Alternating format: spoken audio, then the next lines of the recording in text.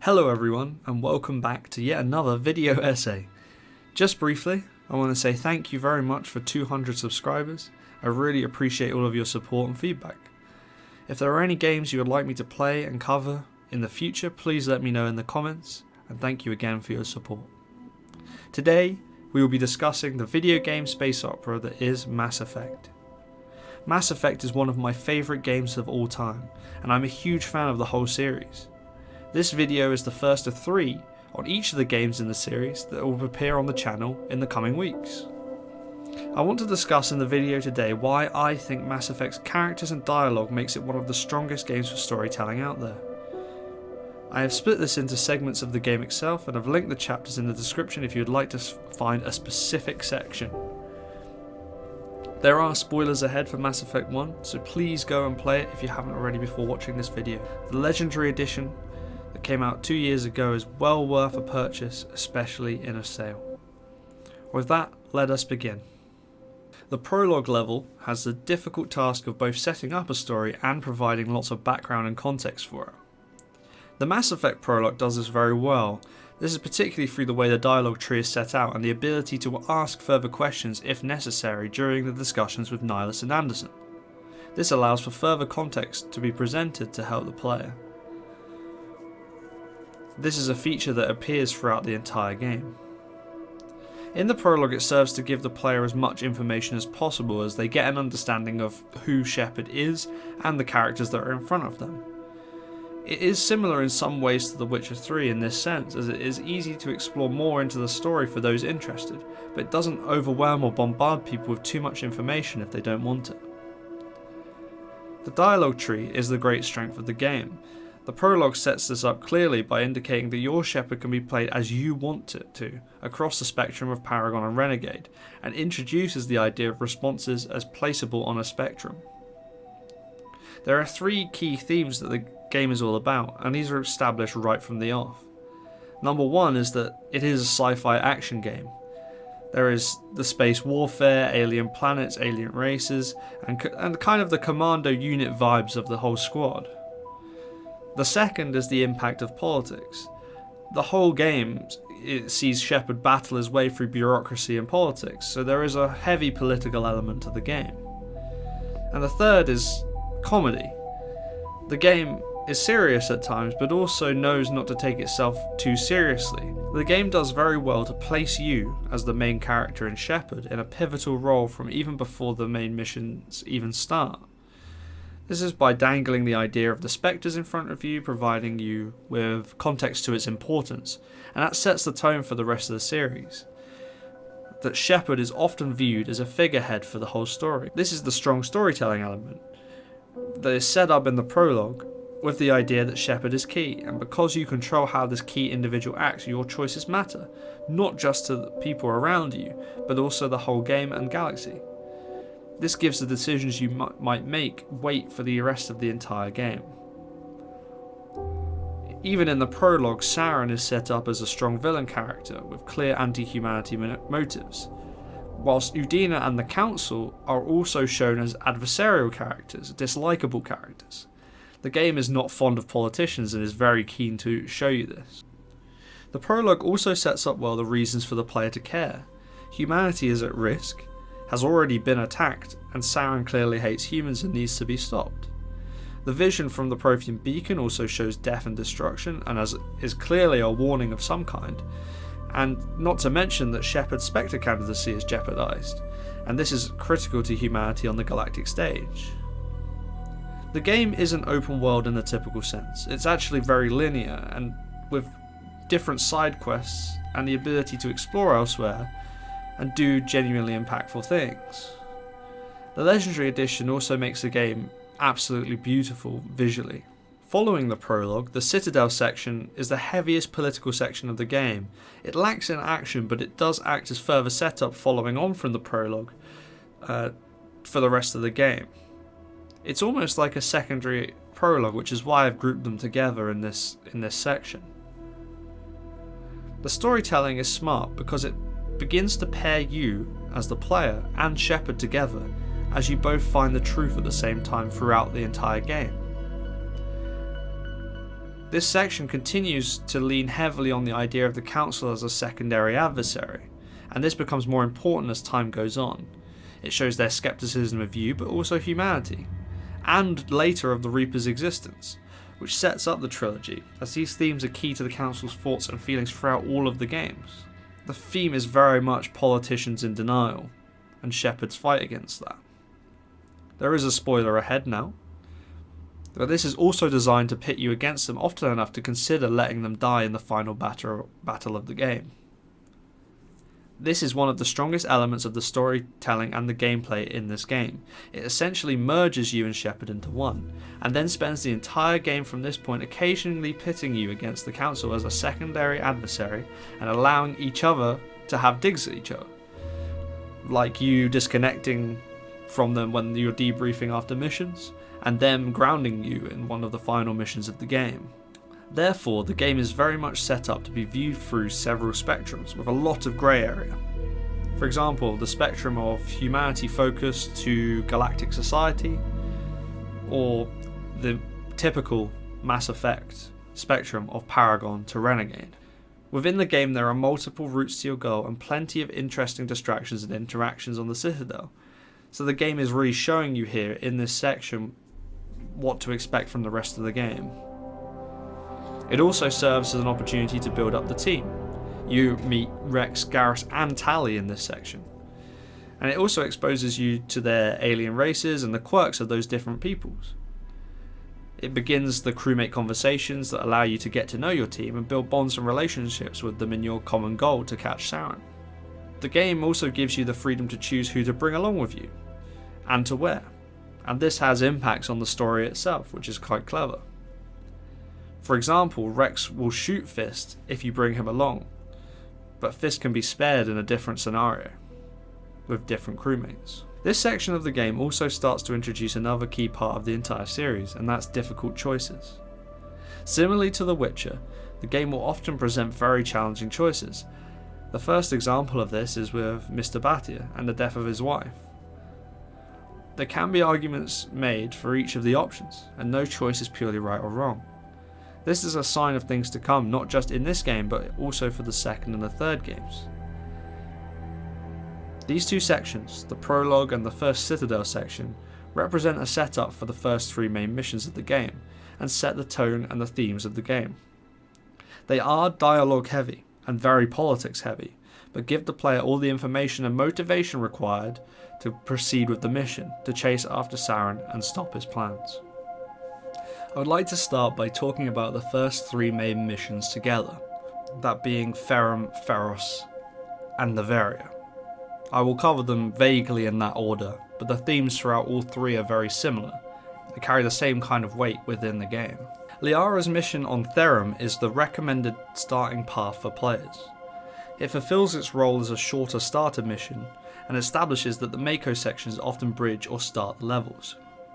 The mission itself is actually very well balanced, and it does provide a good challenge regardless of the difficulty. It also sets the tone for how the rest of the missions are going to go down in the game. There is always a peril of some kind to overcome. In this case, it's a volcanic eruption caused by your use of the mining laser. You quickly understand from the game that the Geth will be the common enemies, and are just doing Saren's bidding. It also becomes clear that Liara is not like her mother at all, and was not joining Saren willingly, instead being kidnapped. Liara herself is a very interesting and complicated character. She brings a lot of Prothean-based knowledge, and this combined with the setup from the Citadel and Prologue provides crucial story and context, especially about the Protheans. This also means now that your team is complete, and you can now begin, from the Citadel onwards, to have conversations with your crew, which is a staple of the game series itself. This allows you to build up rapport with characters, and again has impacts on this game and future games. Having aliens of all kinds on board the ship was really a genius idea, as it allows you to explore the lore and context of the story yourself through the guise of your interactions and conversations with different characters. For example, ahead of Feros, you can find out from Rex about the genophage, Ashley on her distrust of aliens, Garrus on why he doesn't like rules, Tali about being homesick, Kaidan on being taught to be a biotic, and Liara on trying to understand human behaviour. Each of these issues seem trivial when listed off in that way, but over time in the course of the missions, they are very impactful and build a strong camaraderie between the player and the other main characters, in a similar way that is being built with Shepard the character themselves. Is one of the key reasons for the success of the game, in my opinion, and I think it's why it has so many dedicated fans, precisely because of how good these characters are. These characters also provide contextual information to the player during missions, and they give varying perspectives on issues, using Paragon and Renegade spectrum coded within the game to determine what answers each squad mate will give. Adding to this, the trust for most characters in the game can often be decided at face value. Dislikable characters are often pretty clearly marked, sometimes with a complete lack of nuance, and Xiong from the Feros mission is a prime example of that. The complex characters in the game, the ones with different facets, are all the main ones, and they all have their own difficult backstory in some way, and in some cases the series itself serves as its opportunity to overcome this, Liara perhaps being an example. The references to Shepard's history and how this changes depending on what backstory you chose really makes you feel like your Shepard is unique, and again helps to bind the player to Shepard in some way. It also benefits the replayability element of the game. Alongside the different classes, playstyles and choices you can make, you have a different backstory that will provide different conversations throughout the game. On Feros, the game really opens up the idea of a mission being completed in different ways. The example being of the use of the anti-Thorian gas to save the colonists rather than killing them, giving you a very Paragon and Renegade option for how to complete the mission. It also begins the understanding and ongoing joke throughout the rest of the series that Shepard has a knack for destruction, and in general blowing stuff up. The game continuously jokes with this considerably, and it essentially becomes a character trait for Shepard, because destroying something in every mission, regardless of your choices, is almost unavoidable. Feros also marks the proper introduction of indoctrination, which is a key theme that is started in this mission and is then present for the entire series as a very, very core theme. It helps to understand the motives of Benezia and how she has been converted to Saren's will, although you don't know the specifics or details of why yet. The Thorian itself provides the parallels to the Reapers, in terms of its ability to control and indoctrinate people. And this is why the mission introduces the concept here. Moving on to Noveria, Noveria really picks up the mantle from Feros as the galactic anti-corporate sentiment is strong from the very beginning. The mission is somewhat unique in this aspect, as it takes a lot more time to get going because of the corporate politics, which feels designed to annoy the player as much as possible. The mission actually provides quite a nuanced take on corporations in general, from Annaleus as a corrupt corporate leader to Binary Helix experimentation on Rachni. It follows on well from the exogeny impact on Zeus Hope in the previous mission, and continues the theme of space-age corporations taking advantage and committing, in general, human rights crimes. This begins a kind of ongoing commentary through the rest of the series on space capitalism, and Gianna Paracini is a key character within that. Once the action of the level begins, and the Noveria part at peak 15, it feels like a tribute to some space horror films such as Alien, with jump scares and a kind of creepy arachnid enemy. Once again, I will say spoilers ahead, but this mission ends with the death of Benezia, which has an impact, obviously, on Liara's character. She grows up a lot from this point onwards, and continues that growth in the remaining games. This moment is critical and important for her development through those games. Again, another spoiler, but the mission also ends with a very critical decision that has an impact for the remaining games, and indeed the ending of the story, the Rachni Queen.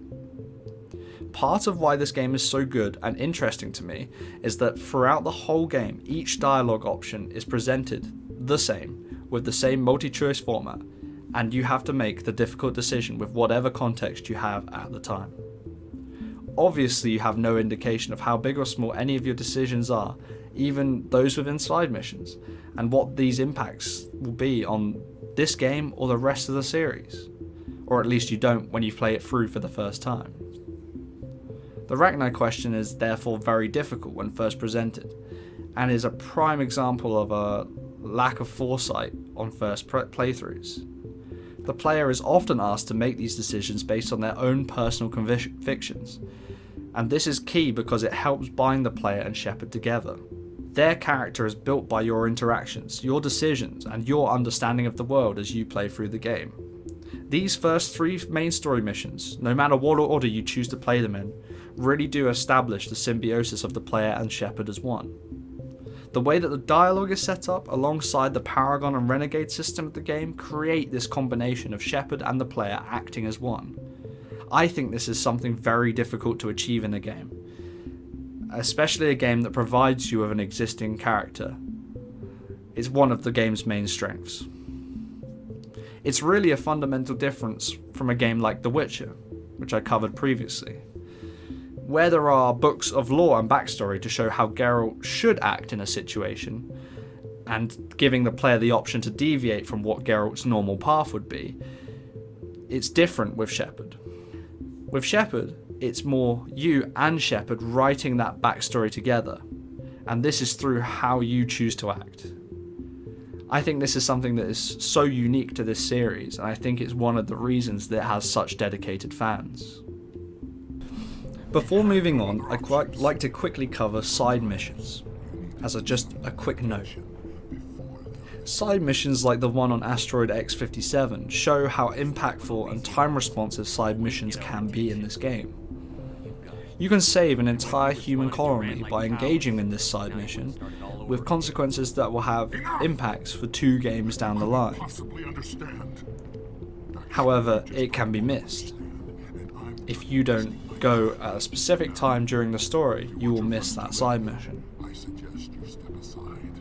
A great strength really of all of the side content in Mass Effect 1 is that it has an impact on the characters and the story further down the line, which means that even outside of main missions, every choice and action is really impactful. The next mission in the story is Virmire.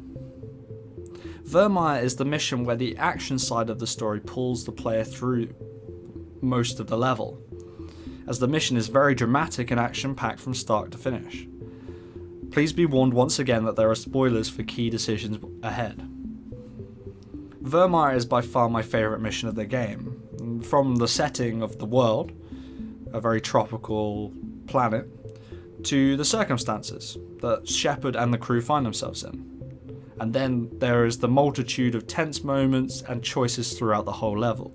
The mission really is jam-packed with tension of different kinds, starting with the scale of the task ahead of you. The framing of the mission as being against the odds adds a lot of tension to the very start of it. Then you have the famous standoff with Rex, a very tense moment with very real chance of losing a squadmate before the mission even starts. Especially important as it is a character that you would have started to have bonded with, and you have information about his thoughts on the genophage that you've discussed with them, and so you understand what it means for his people to destroy a potential cure. Once that is resolved, you must then make a choice between Ashley or Kaidan on who to send along with the Solarian squad to lead it and cross-communicate with your Shadow team.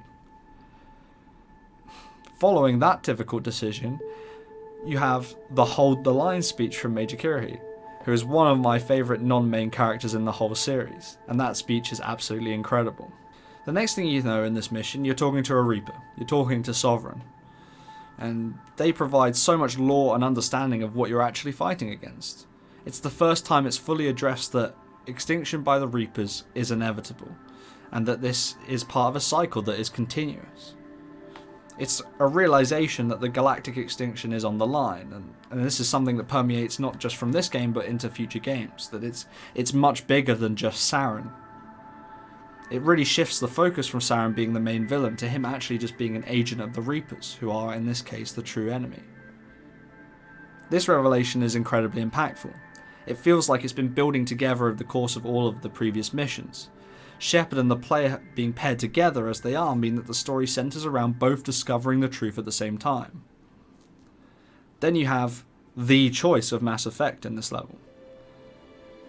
Once again, double warning on this one, major spoilers ahead. There is a critical choice on who to save in this mission, Ashley or Kaidan. After the first decision, the gameplay plays out, and eventually you are forced to choose between saving Ashley or Kaidan in a completely different set of circumstances to previously.